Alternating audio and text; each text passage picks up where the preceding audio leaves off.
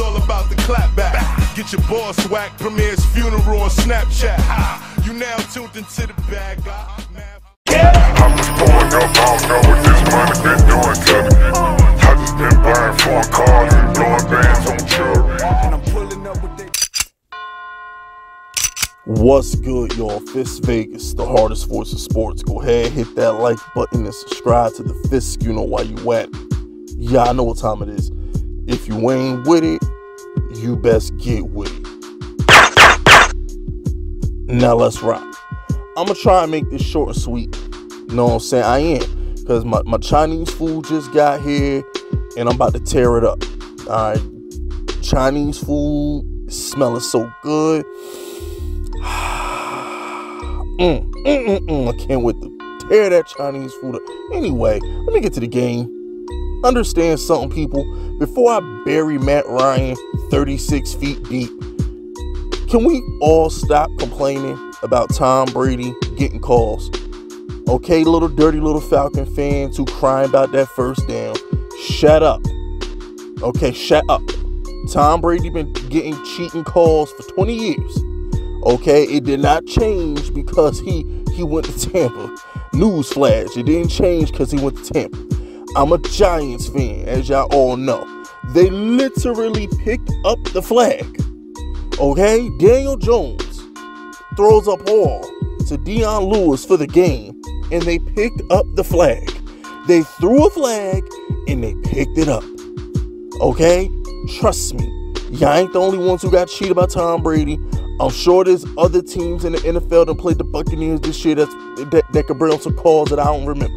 But at the end of the day, people, the refs always cheat for Tom Brady.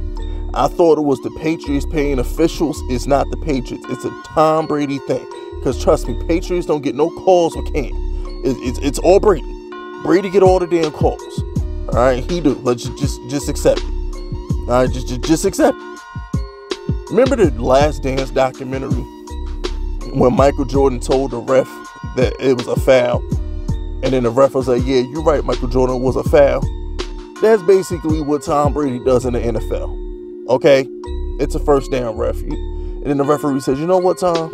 It is a first down. But anyway, it shouldn't have came down to this just for the simple fact that, Matt, you had a 17-point lead, bro. How many times must we go through this, Matt? How many times must we do this? Like, I'm out of energy. I don't know how else to bury you, bro. Like, it's to a point now where I expected it. Matt Ryan blowing 3 possession leads. It's like Jameis Winston throwing an interception. You know it's coming. You know it's coming. The minute this dude Jameis Winston have like 2 perfect drives without a pick, you know one's coming. You know it's coming. And it's like as soon as Atlanta get a big lead, you know it's coming.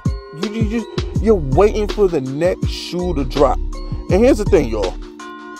As I turn my head, because I'm staring at my Chinese food, it's messing up my train of thought. Now, understand something. We can't blame Dan Quinn for this. Because Dan Quinn isn't there. This is on Matt Ryan. Okay? This is him. He's been waiting all year to play Tom Brady. He wanted this game. He wanted this game. He circled this game all year. He could have. This is the only one he cared about. Once he knew he wasn't going to the playoffs, he wanted to beat Tom Brady. All the 28-3 jokes and all the. He wanted this game.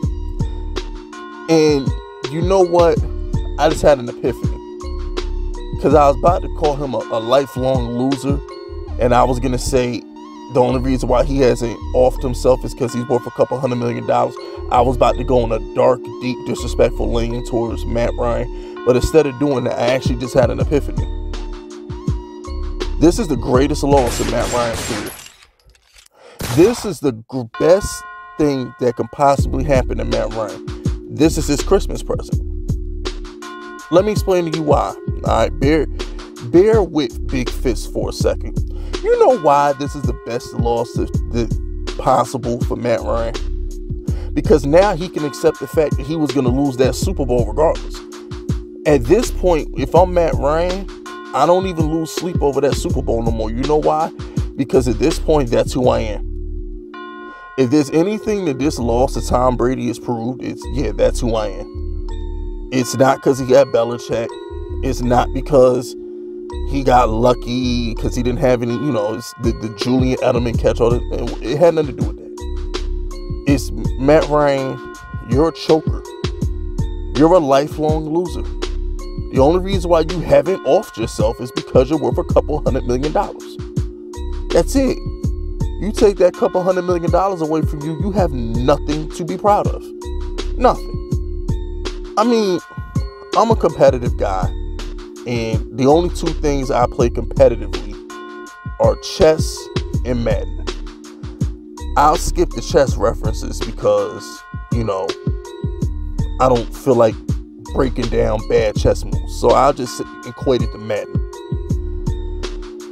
In Madden, if I'm at a live tournament, if I'm at the club series, or if I'm at a Madden Bowl, if I blow a 17-point lead in the third quarter of a Madden game, I would never live it down. I'd be inconsolable. I would literally cry myself to sleep that night. Like I'd be a big baby about it. I can only imagine how Matt Ryan has to feel knowing he took a sack that knocked him out of field goal range. And all his life after that sack, all he hears about is 28-3. I'm down with Who Dat Nation. They jumped me into the fan base. We get off on March 28th. Get no 28-3 jokes off. All of that for a chance to get Tom Brady in your building. Get Tom Brady in your building. Just to blow another 3-possession lead. He's got to be sick. I mean, for real. All he's thought about for 4 years is, man, if I ever have another 3-possession lead on Tom Brady, if I'm ever up big on Tom Brady again, I would not blow it. He blew it again. It'd be one thing if that was a Cam Newton or Tua Tagovailoa or Jared Goff. It'd be one thing if he blew that lead to, like he blew the lead to Dak Bortles, he blew the lead to Nick Foles, whatever. I'm just talking recent blown Matt Ryan leads. He blew it to Nick Foles, he blew it to Dak Bortles, he had a couple this season, okay, whatever. But the fact is, you blew it to that guy. You blew it to Tom Brady, the guy who single-handedly ruined your life and turned you into a lifelong meme. He committed internet homicide on you, Matt Ryan. He turned you into a meme. That's what he did. I would rather be Nate Robinson than be you, Matt Ryan. I'd rather get my bell rung. I'd rather get blacked out by Jake Paul and be that meme than be the 28-3 meme.